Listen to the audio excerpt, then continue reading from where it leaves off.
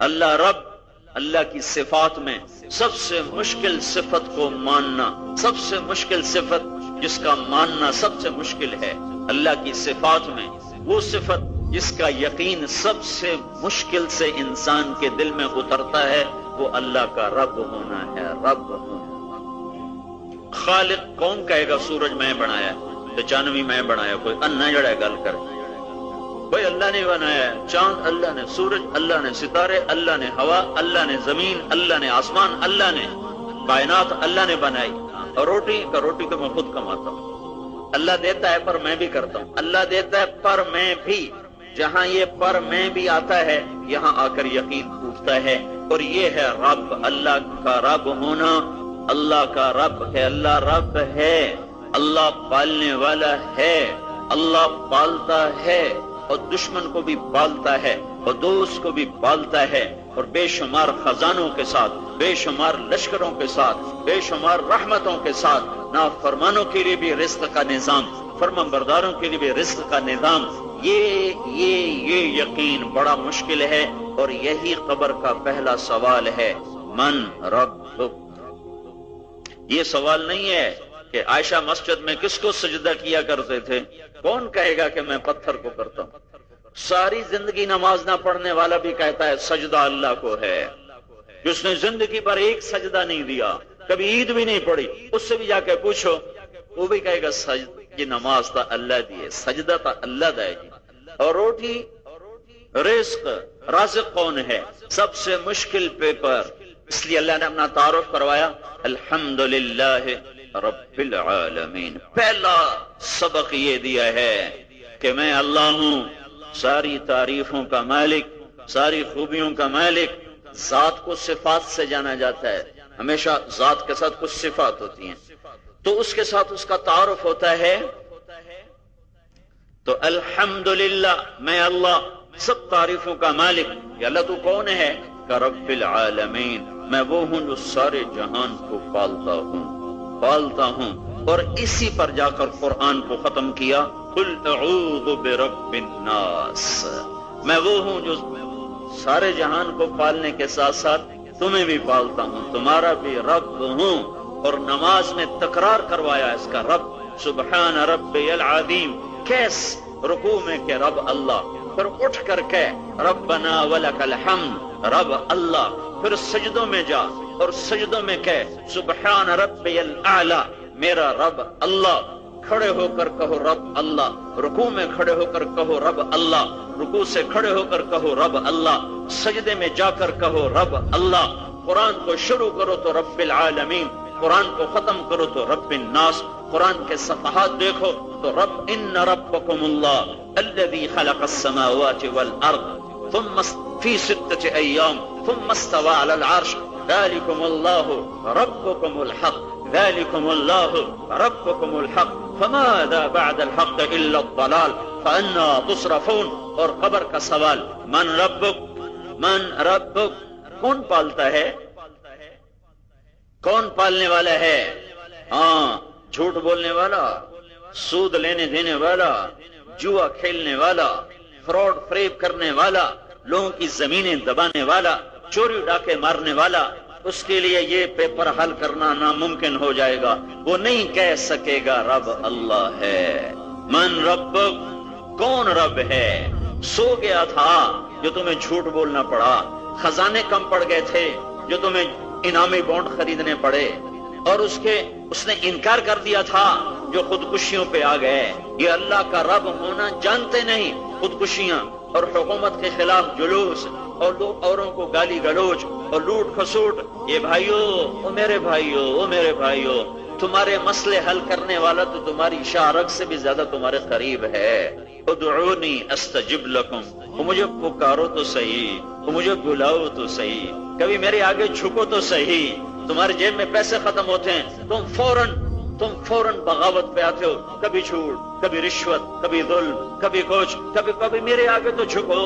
میرے آگے تو سر جھکاؤ،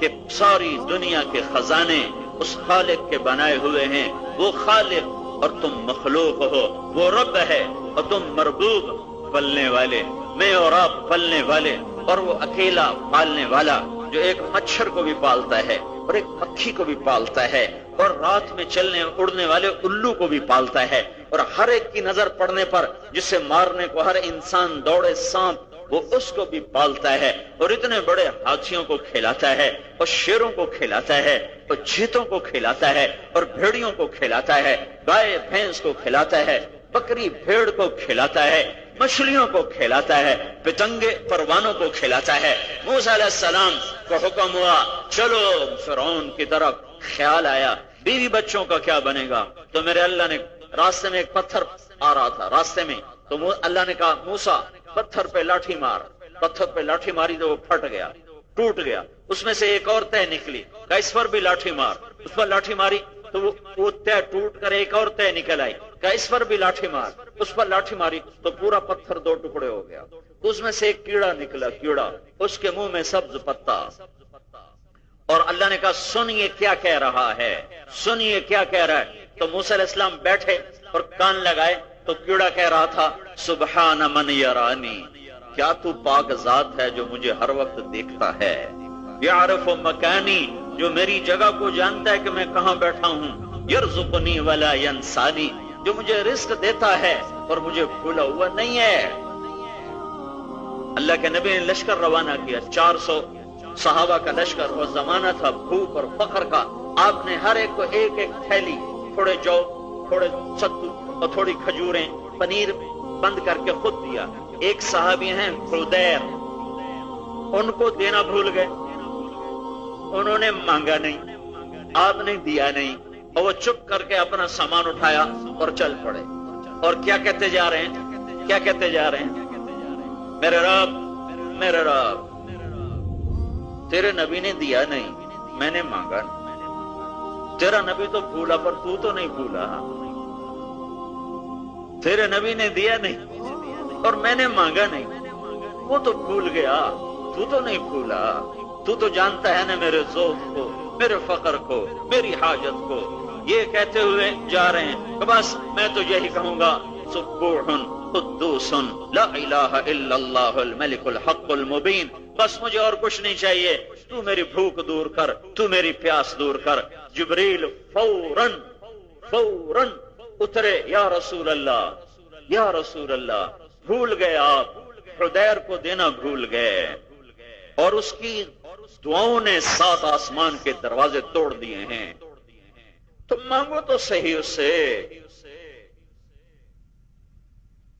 فوراً حرام کی طرف چلنا، فوراً ظلم کی طرف چلنا، تھوڑا رکو تو صحیح، تھوڑا ٹھہرو تو صحیح، اس کے آگے سر تو جھکاؤ کہ یا رسول اللہ، 7 آسمان میں کھلبلی مچ گئی ہے، حدیر کی دعاؤں نے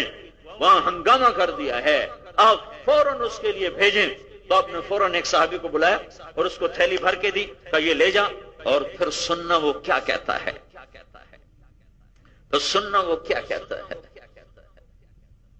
تو جب وہ پہنچا نا پیچھے، تو سب سے پیچھے یہی کہتے ہوئے جا رہا ہے میرے مولا تیرے نبی نے دیا نہیں، میں نے مانگا نہیں، وہ تو بھولا، تو کوئی نہیں بھولا،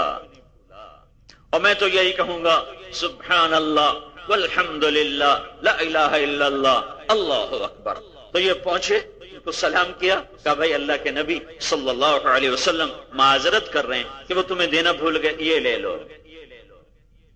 تو اس نے جب تھیلی کو لیا تو یوں آسمان کو دیکھا، کہ الحمدللہ الذی ذکرنی من فوق عرشہ ومن فوق 7 سماواتہ،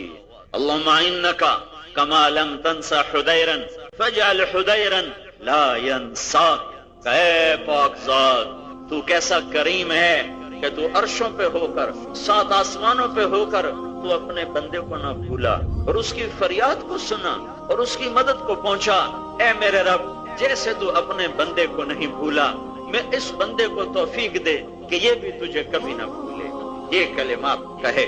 اور وہ یہ سن کر واپس آئے تو آپ نے فرمایا ہاں کیا کہا تھا؟ کہا جی یہ کہا تھا۔ تو آپ نے فرمایا تیرے یہ کلمات تیرے نہیں ہیں،